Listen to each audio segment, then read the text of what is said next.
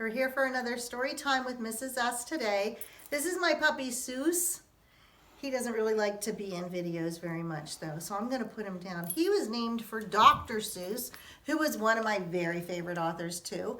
And the other very favorite author that I talked to you a little bit about the last time was Tomie dePaola. Now I'm very, very sad because Tomie dePaola actually just passed away not too long ago, about a week ago on Monday. And I was very sad, and that was the day that we read the story of Stregonona. And so today, in honor of Tomie dePaola, my very favorite children's author, I'm going to read another story for you that Tomie dePaola wrote. Now this one is called Tom, and it's actually about Tomie dePaola's grandfather. Tomie dePaola liked to write a lot of stories about his family, and all of those stories are really true things that actually happened to him with his family. And this is kind of a funny story about Tomie dePaola's grandfather, Tom.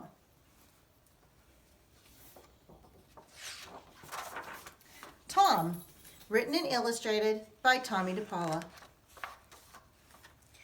Tommie's grandfather always used to say, "We're named after each other, Tomie. That's why I want you to call me Tom instead of Grandpa." So Tomie did. Tomie and his family went to visit Tom and Nana almost every Sunday. Nana was Tommie's grandmother. And every Sunday, for as long as Tomie could remember, Tom read the Sunday comics out loud. Tom used different voices which made Tomie laugh and laugh. And sometimes Tom acted out funny poems. Tommie's favorite was The Animal Fair. "I went to the animal fair, the birds and beasts were there. The big baboon by the light of the moon would comb out his golden hair." Tom would pretend to comb and comb long, long hair. He was bald. Tomie would get the giggles, and as Tom went on, he giggled louder and louder. Sometimes he would squeal and laugh so loud that Tom would start laughing too.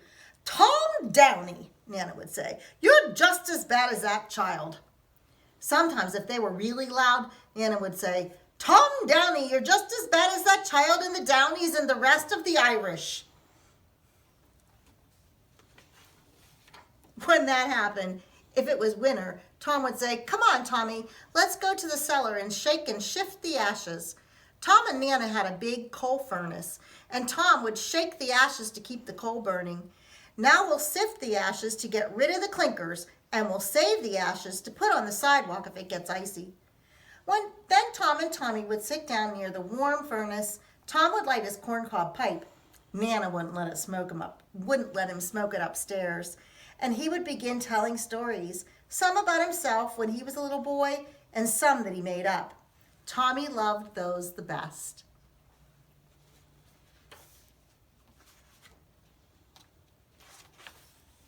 If it was not winter, they would just sit outside the cellar door and talk. Once they went down to the Lubies and saw their puppies. "These are firehouse dogs," Tom told Tomie. "Your great Uncle Jim had one when he was the fire chief. His name was Sparky, and when the siren went off, he would run alongside the fire engine all the way to the fire." Tom and Nana had a grocery store. Nana was in charge of the front of the store. Tomie helped put the cans of food on the shelves just the way Nana wanted them, nice and neat with the labels facing out. Tom was in charge of the back of the store. He was a butcher, and behind the counter was Tom's butcher table, where he cut up the meat for his customers. Next to that was the big grinding machine. Tom would grind up pieces of beef into hamburger. Tomie liked to help him. "Be careful now," Tom always said. "I don't want any fingers in my hamburger." Sometimes when Tomie was there, Mrs. Novak brought in the chickens that his grandfather would sell. Their feathers were all plucked, but their heads and feet were still on. Tom would take his cleaver and whop! Off came a head. Whop, whop, off came the feet. Once Tom gave Tomie a chicken head to take home. "See this?" he told Tomie. "Well, if you plant it in the garden and don't disturb it for 3 weeks, you'll have a chicken bush." Tom put it in a bag and tied it with a string. Tomie couldn't wait to get home and bury it, but after only 3 days, he dug it up to see if anything was happening. The next weekend, when Tomie told Tom that nothing was growing, Tom said, Too bad it will only work once. He knew that Tomie couldn't wait 3 weeks without looking. But let me show you something else. He picked up a chicken foot. See that little white string thing? It's called a tendon. If you pull it, the chicken foot opens and closes. Try it. Tomie tried. It was scary, but it made him giggle. Tom put 2 chicken feet in a bag and tied it with string. When Tomie got home, he washed the chicken feet with soap and a scrub brush. They were kind of smelly. Then he asked his mother if he could borrow some of her nail polish. "What's for?" his mom asked. "It's a secret," Tomie told her. "All right, but don't spill it." Tomie picked the brightest red and painted the claws on the chicken feet. All weekend, Tomie practiced holding a foot in each hand and pulling the tendons. The chicken feet opened and closed. Grunja. On Monday morning, Tomie had the chicken feet in his pocket and went to school. His best friend Jeannie was standing in the schoolyard. Tomie held a chicken foot in each hand and pulled his hands up in his sleeves so only the chicken feet stuck out. He put his arms in back of him.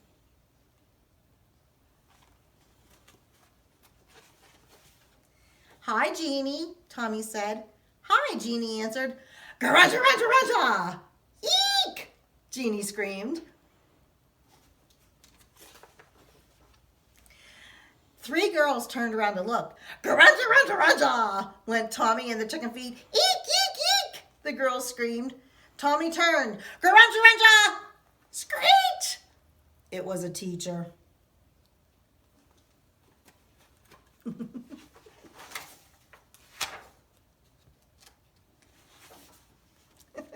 Tomie spent the whole morning in the principal's office.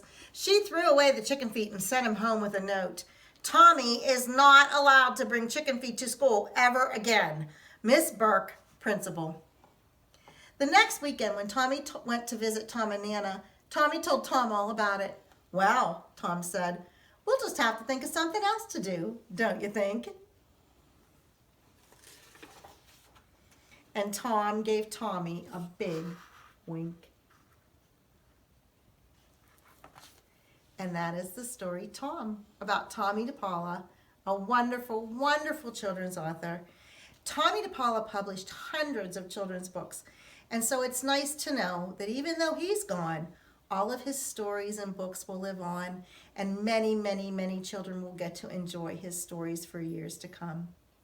We love you, Tomie dePaola. Bye, boys and girls.